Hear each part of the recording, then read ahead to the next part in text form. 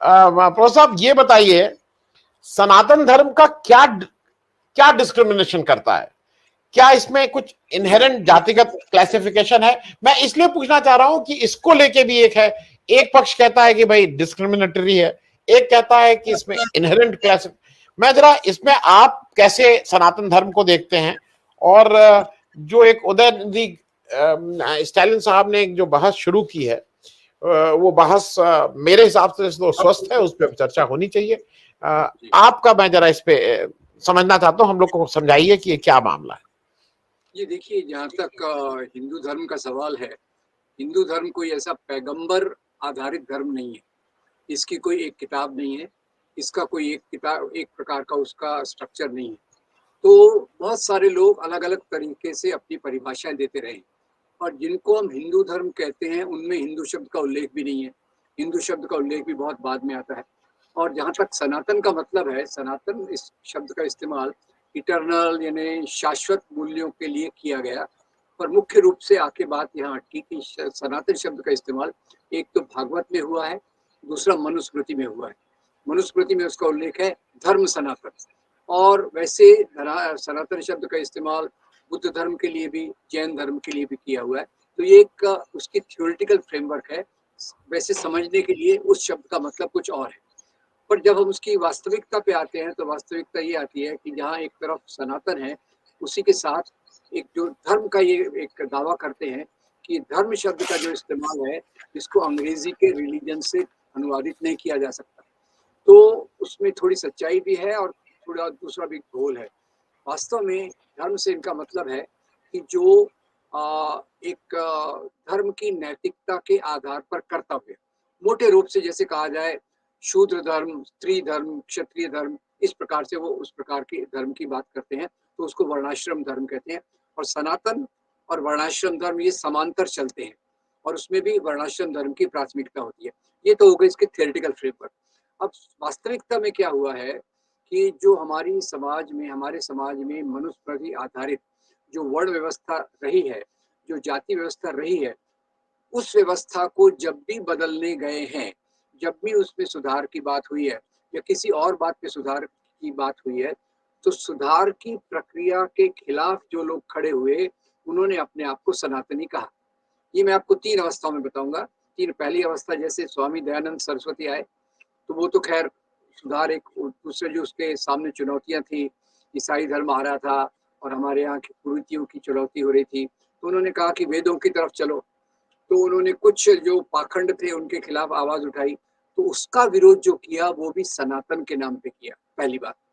दूसरी बात, जब हम महात्मा गांधी को देखते हैं, खैर महात्मा गांधी की वर्णाश्रम धर्म की जो समझ है वो समय के अनुसार से बदली, वो अलग बात है, उस पर मैं नहीं जाऊंगा। पर जब उन्होंने 1932 के बाद छुआछूत के खिलाफ आंदोलन किया, दलितों के साथ सहभोज के लिए आंदोलन किया, दलितों के मंदिर में प्रवेश के लिए किया, खैर अम्बेडकर के करने के बाद ही किया, तो उसका भी विरोध सनातन के आधार पे किया गया कि भाई हम तो सनातनी लोग हैं, इस प्रकार के परिवर्तन और बदलाव हमको पसंद नहीं है। और तीसरी और अंतिम बात ये है कि जब हिंदू कोड बिल आया, अब हिंदू कोड बिल तो हिंदू महिलाओं के लिए एक बराबरी के रास्ते की तरफ जाने का बहुत बड़ा कदम था, तो इसका भी विरोध किया गया सनातन के आधार पे। और अंतिम में जो टिप्पणी करना चाहूंगा ये कि आज हिंदू धर्म के बदले सनातन का इस्तेमाल किया जाता है, और सनातन का मतलब आज के वास्तविकता में है जो परिवर्तन के विरोध में है, जो जैसे थे जाति व्यवस्था, वर्ण व्यवस्था जैसी थी, जो उसके सपोर्ट में, उसके समर्थन में खड़ा है। और जहाँ तक तमिलनाडु का सवाल है, तमिलनाडु में तो बिल्कुल स्पष्ट रूप से जहाँ पेरियार की परंपरा है, जहाँ हमारे महाराष्ट्र से डॉक्टर अम्बेडकर की परंपरा आई, इन्होंने निश्चित रूप से जब भी वर्ण व्यवस्था, जाति व्यवस्था का विरोध किया, तो इनका विरोध करने वाले सनातन के नाम पे आए। तो वास्तविक रूप में सनातन शब्द का वास्तविक जो आज सामाजिक अर्थ है कि जो व्यवस्था जाति उत्पीड़न की है, जो जाति उत्पीड़न की व्यवस्था है, ये ऐसी ही बनी रहे। जो वर्ण व्यवस्था की ऊंच नीच है, ये ऐसी ही बनी रहे। और मेरा अंतिम मुद्दा ये रहेगा कि इसको इंटरप्रिटेशन में बहुत प्रकार से इंटरप्रेट कर सकते हैं, क्योंकि मुद्दा तो ये है, यहाँ कोई डिफाइंड चीज तो है नहीं, तो सब लोग अपने अपने तरीके से लेकर उसको चलते हैं। और जब अभी अमित मालवीय ने कहा कि सनातन को ये नष्ट करना चाहते हैं, यानी 80% हिंदुओं का कत्लेआम, जिनोसाइड करना चाहते हैं, तो उन्होंने स्वीकार ही कर लिया कि सनातन का मतलब हिंदू। अब हिंदू का जहां तक हम देखते हैं तो हिंदू के बारे में इसमें तो बहुत सारी परंपराएं हैं। 2 परंपराओं को बता दूं, एक ब्राह्मणवादी परंपरा और एक श्रमणवादी परंपरा। ब्राह्मणवादी परंपरा में जातिगत ऊंच नीच है और लिंग की, स्त्रियों की दुय्यम दर्जा है। और जहाँ तक श्रमणवादी परंपरा है उसमें नाथ, तंत्र, भक्ति, शैव सिद्धांत आते हैं जो ऊंच नीच के खिलाफ है।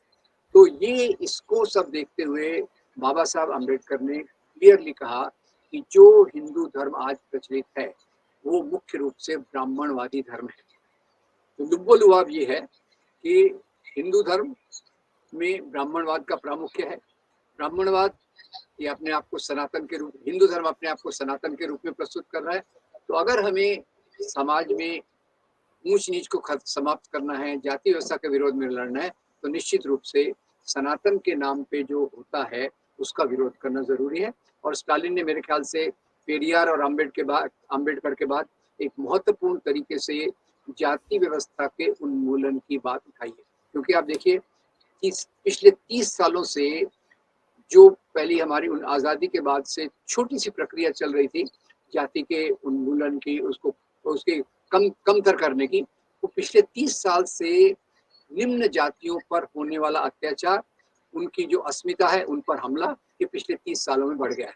इसलिए मुझे लगता है कि आज इस ऊंच नीच के खिलाफ, वर्ण व्यवस्था के खिलाफ, जाति व्यवस्था के खिलाफ जो आवाज उठाई गई है वो बहुत तार्किक है, रैशनल है और आज की परिस्थितियों को सामने लेकर की गई है।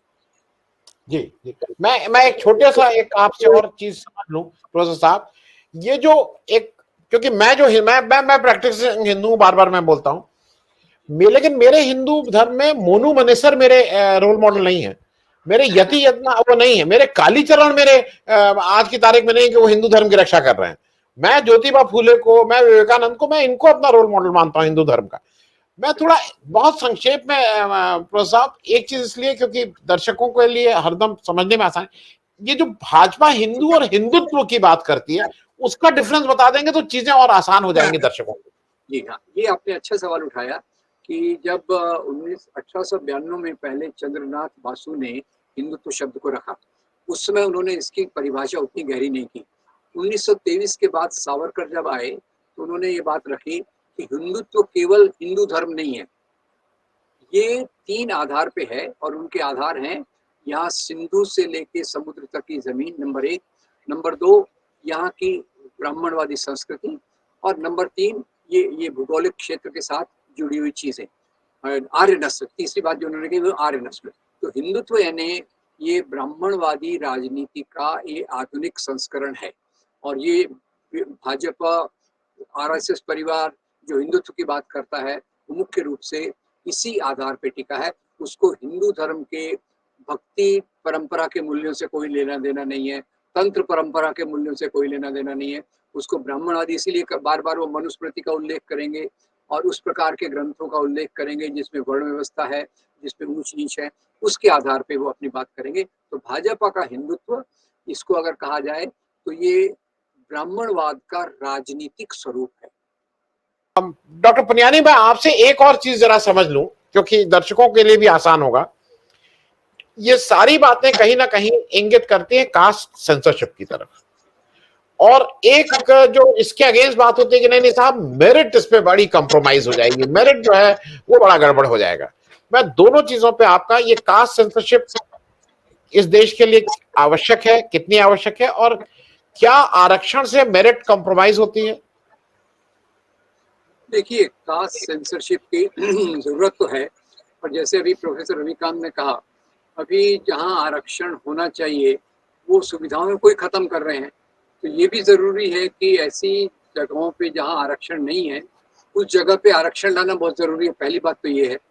और दूसरा, ये आरक्षण की नीति तो ये समाज में समानता लाने की दिशा में जाने की एक कोशिश है। तो उसको जब दूसरे तरीके से न्यूट्रलाइज करने की कोशिश है, एक आर्थिक आधार पे आरक्षण देने की बात है, वो भी इसके विरोध में खड़ी है। तो पहली बात मैं कहूँगा इसमें तो कास्ट सेंसरशिप बहुत ज़रूरी है। और उसी के साथ ये भी ज़रूरी है कि जिन नौकरियों में जिन जहाँ जो प्राइवेट सेक्टर है या दूसरा है, जहाँ इस प्रकार का आरक्षण नहीं है, उसमें वो आरक्षण लाना चाहिए। ये 2 चीज़ों की मुझे तो बहुत ज़रूरत लगती है, क्योंकि अभी पिछले 30 सालों से तो समाज पीछे की दिशा में जा रहा है और उसमें उस हालात में ये जो ओबीसी सेंसरशिप और दूसरी चीज़ है, सरकार तो उसको अवॉइड कर रही है। वैसे आप देखिए कि जो पॉपुलेशन सेंसस हर 10 साल में होता है, वो भी इस बार नहीं हुआ। 2021 में होना था, वो भी नहीं हुआ और ऊपर से ये कास्ट सेंसस करना जो बहुत ज़रूरी है, उसको भी इन्होंने बाईपास कर दिया है। और तीसरी बात ये भी है कि इसके साथ हमको एक ऐसा सकारात्मक सोच लाने की ज़रूरत है, जो समाज के निचले तबकों को वास्तव में बराबरी की तरफ ले जाए। और आज तो पूरी जो राजनीति चल रही है, वो राजनीति इनके विरोध में चल रही है, इनकी अस्मिता पर हमला है, जैसे उन पर निजी तौर से उदाहरण दिए गए, किस प्रकार से उन पे उनका अपमान होता है और किस प्रकार से उनको सामाजिक क्षेत्र से दूर रखने की बात है। ये और तीसरी तरफ से वैचारिक रूप से अभी जो सनातन की बात की गई, वो भी एक इस दिशा में एक कदम है कि भाई आप जो ऊंच-नीच की व्यवस्था है उसके खिलाफ बात मत कीजिए।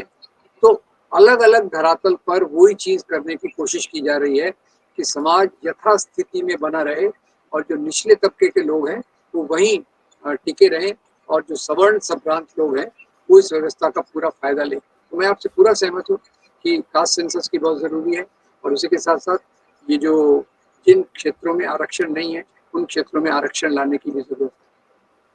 नहीं, दूसरी साहब, एक वो क्या मेरिट अगर कहीं है, जैसे कहते हैं ना मेरिट से भाई आप कॉम्प्रोमाइज करते हैं मेरिट को, अगर आरक्षण आता है तो मेरिट कॉम्प्रोमाइज होती है, ये एक पुश किया जाता है हर जगह। ये देखिए, ये भी एक बनावटी बात है। जब तक आप देखेंगे कि जैसे वो कई बार उदाहरण देते हैं कि आप कौन से डॉक्टर के पास जाना चाहेंगे, जो आरक्षण से आया है या जो दूसरे तरीके से आया है, तब आए हैं जब तक वो पूरी परीक्षा पास नहीं कर लेंगे, तो वो तो इलाज कर नहीं सकते हैं, पहली बात ये है। और जो इतने प्राइवेट मेडिकल कॉलेजेस आए हैं, इतने प्राइवेट इंजीनियरिंग कॉलेजेस आए हैं, वो तो आरक्षण का सबसे बड़ा गढ़ है कि जहाँ आर्थिक आधार पे एक आरक्षण किया जा रहा है। तो मुझे लगता है कि ये अवसर की बात है, जो मेरिट है वो अवसर की बात है।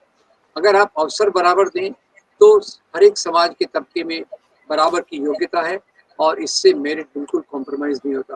मैं तो उल्टा कहूँगा कि आज जो प्राइवेट कॉलेजेस में स्थिति है, उसके कारण आर्थिक आधार पे आरक्षण हो रहा है, ये और भी खतरनाक चीज़ हमारे समाज के लिए है और मेरिट पे तो उसका प्रभाव जो एससी, एसटी, ओबीसी के आरक्षण से मेरिट पर कोई प्रभाव नहीं पड़ता, क्योंकि थोड़ा दूरगामी चल के देखिए तो पहले इनका कट ऑफ बहुत लो होता था, जैसे थोड़े साल गए तो इनका कट ऑफ भी काफ़ी ऊंचे लेवल पे आ गया। जैसे परिस्थिति बदलेगी, इनके अवसर बदलेंगे, तो उनकी वास्तविक लायकियत जो है वो समाज में देखने को मिलेगी।